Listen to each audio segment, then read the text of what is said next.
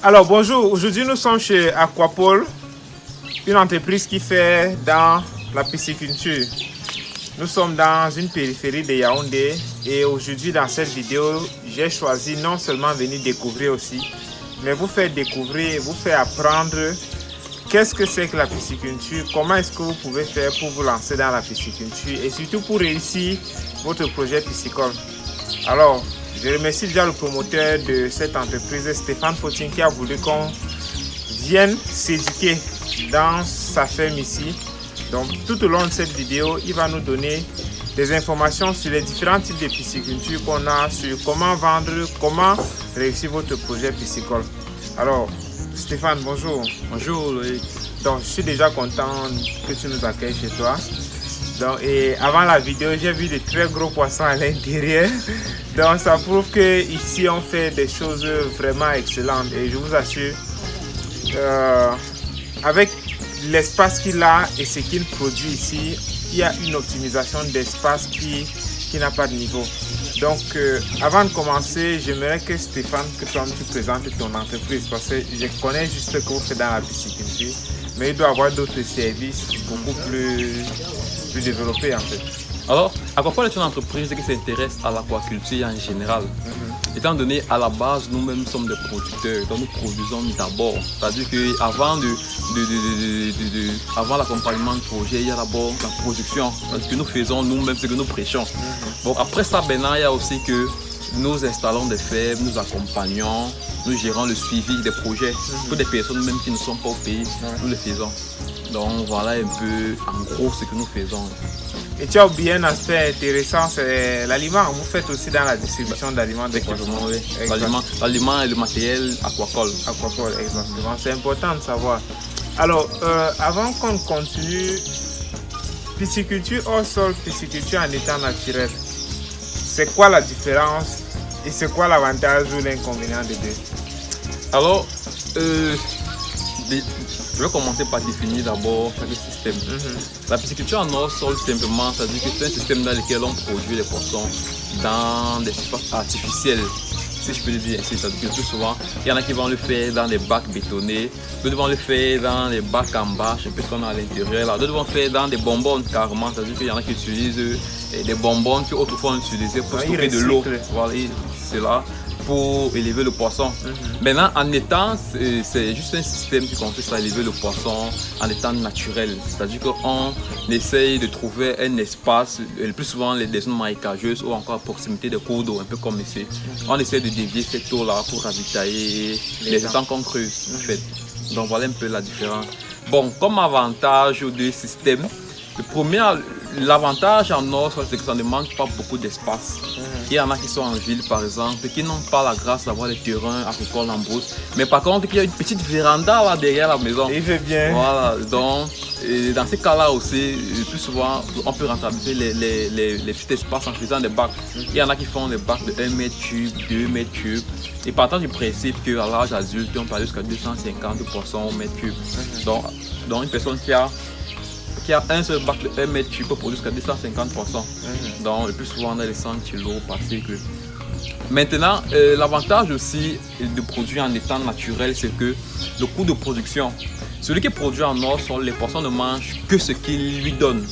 Sauf que celui qui produit en étang, il y a le zooplancton et le phytoplancton déjà qui servent de base alimentaire d'abord pour les animaux. Donc il peut jongler un peu avec voilà, mais il peut jongler. C'est-à-dire que lorsque même il n'aura pas de l'aliment peut-être 1-2 jours, les poissons vont continuer à se battre avec les phytoplanctons. Par contre, en hors sol, lorsqu'on saute un jour, le lendemain, il y a la mortalité qui va se manger et tout ça. Donc il y a tous ces trucs-là. Maintenant, l'idéal serait d'avoir les deux systèmes lorsqu'on peut. C'est-à-dire que ce serait d'avoir sur un site la production en hors sol, la production en étang aussi. Je crois qu'on aura le temps d'expliquer pourquoi. D'accord. Donc maintenant, est-ce que c'est toutes les espèces qu'on peut faire en hors-sol par exemple? Bon, maintenant, le plus souvent, le choix de l'espèce se fait en fonction du type de production, que ce soit en hors-sol ou en temps naturel. Et on fait le choix aussi en fonction c'est-à-dire que des aptitudes de l'espèce même. On a les cellules, par exemple, que de plus en plus les gens préfèrent en hors-sol. Les cellules, par exemple, qui sont tolérantes quant au taux d'oxygène et qui sont un peu plus résistantes. Les cellules, par exemple, survivent en hors-sol. Maintenant, pour quelqu'un qui veut faire la carpe ou le tilapia par exemple en hors-sol, aura besoin de des équipements pour augmenter le taux d'oxygène dans l'eau, gérer l'aération de l'eau, etc. Donc, toutes ces espèces-là, ça dit qu'à savoir celui, tilapia, carpe, on peut les faire en hors-sol. Il y en a qui le font. Ce matin, d'ailleurs, je voyais les statuts d'un ami qui est dans une ferme où les gars produisent la carpe en hors-sol. Sauf que pour le faire, il y a certains équipements supplémentaires dont on devrait avoir. Mais sinon, seulement ça, la densité ne sera pas aussi importante que si l'on était en cellule, en hors-sol. Donc c'est pourquoi le plus souvent les personnes qui viennent vers nous pour des conseils, nous on les conseille de faire les cellules en hors-sol, c'est la pierre carrée plutôt en étant naturel. Pour fuir les problèmes, si je peux les dire. D'accord. En tout cas, merci.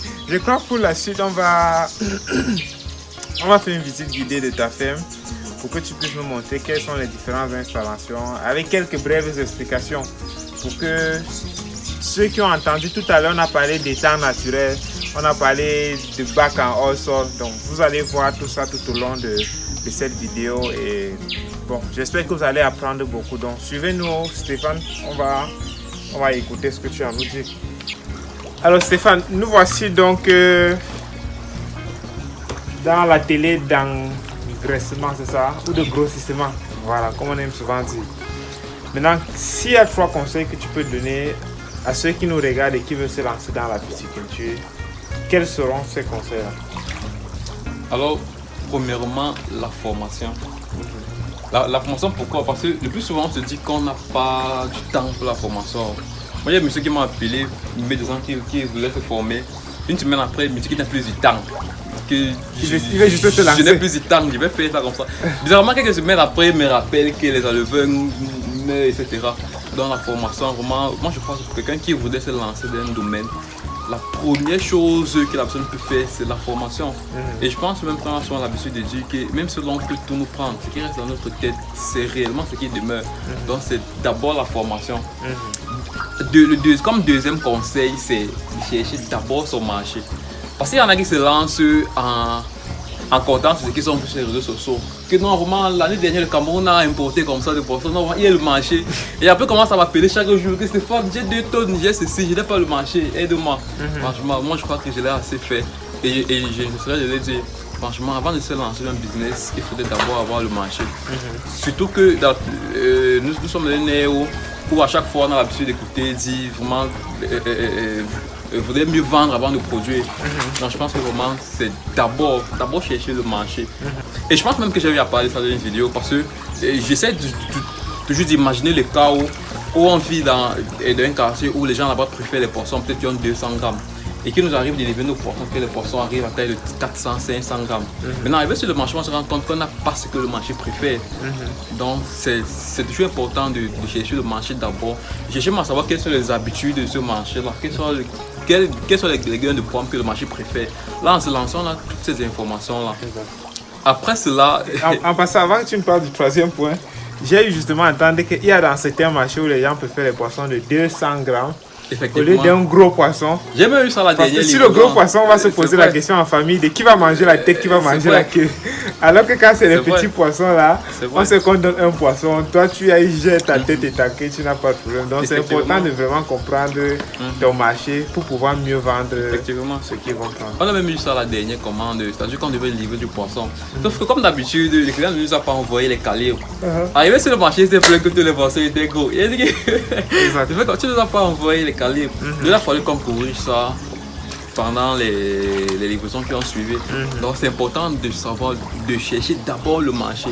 Ce que nous on a fait, c'est que avant de produire en étang, avant de me lancer en production en hors-sol, je me suis rapproché des personnes qui pouvaient prendre. Je leur ai dit que j'avais du poisson. Dès les débuts même, j'ai acheté carrément chez les autres, je les vendais. Le temps que mes poissons puissent arriver à maturité, juste parce que je voulais garder le marché là d'abord.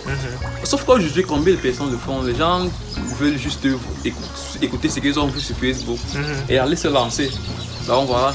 Comme troisième conseil, je demanderai à la personne de chercher à résoudre le souci de l'aliment.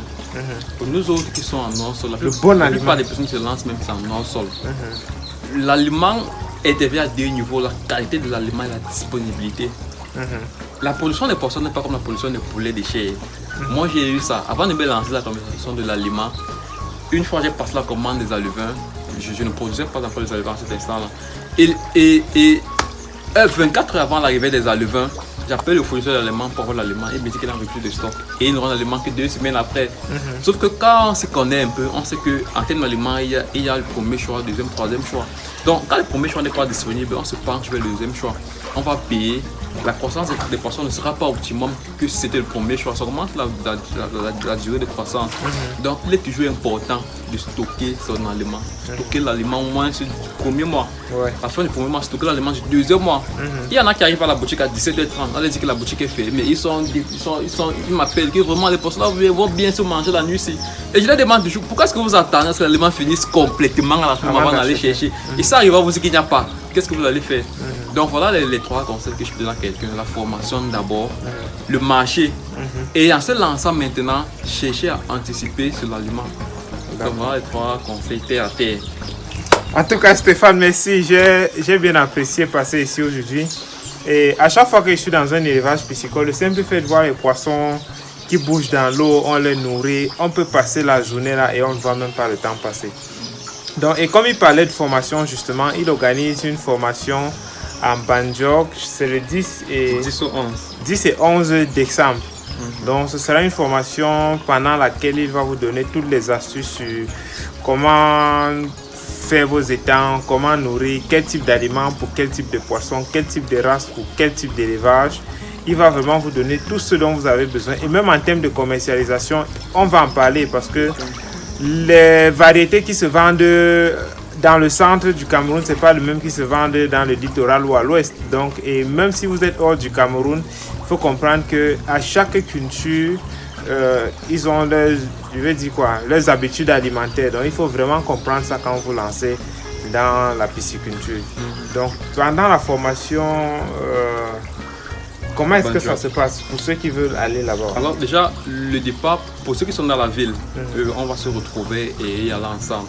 Pour ceux qui sont pas dans la ville de Yaoundé, on va juste nous rejoindre dans la ville de Banjok le matin et certainement on enverra une voiture les récupérer. Donc dans Banjok, c'est un site de production où on produit du poisson. Les dons pourront toucher différentes espèces, différents types de production, en état naturel ou en hors-sol. Donc après cela, on pourra toucher aussi l'aspect de la commercialisation, l'aspect de la transformation. Et il y en a qui ont juste eu à entendre parler comme braise les cellules. Donc un atelier, ça, la cuisson, etc. Donc ce sera en 2 jours, vendredi, samedi 17h et samedi tu pourras rentrer. D'accord. Et quel est le coût? Le coût c'est 20 000. Donc vraiment c'est un coût cadeau. Je vous assure que moi je n'étais pas d'accord avec lui sur ces 20 000 là. Il m'a dit que non, ça va, il faut qu'on vulgarise l'activité piscicole. J'ai dit que ok, d'accord, ça va. Parce que vraiment pour moi, pour 2 jours de formation, 20 000, c'est le Black Friday qui continue jusqu'en décembre. Donc pour ceux qui sont intéressés, nous allons laisser le lien d'inscription en dessous de la vidéo. Donc remplissez ce lien si vous êtes intéressé par la formation. Et même si vous n'êtes pas disponible en décembre, parce qu'après décembre ou bien avant décembre même, il organisait déjà des formations. Donc même si vous n'êtes pas disponible pour décembre, remplissez quand même le lien d'inscription. Et même après décembre, on pourra vous contacter pour vous donner quelles sont les prochaines dates et les prochains lieux des différentes formations. Donc voilà ce que nous avions prévu pour vous aujourd'hui. J'ai oublié de présenter la chaîne au début. Sur cette chaîne, nous parlons d'agriculture, d'élevage et d'agro-business. Donc si vous êtes bien intéressé, bien vouloir vous abonner à la chaîne pour faire partie de cette communauté qui pense que l'Afrique doit elle-même produire ce qu'elle consomme et consommer ce qu'elle produit. Et cela commence par l'alimentation. Alors merci d'avoir regardé notre vidéo jusqu'à la fin. Stéphane, merci d'avoir accepté qu'on vienne chez toi. Plaisir partagé. D'accord. Et on vous dit rendez-vous au sommet.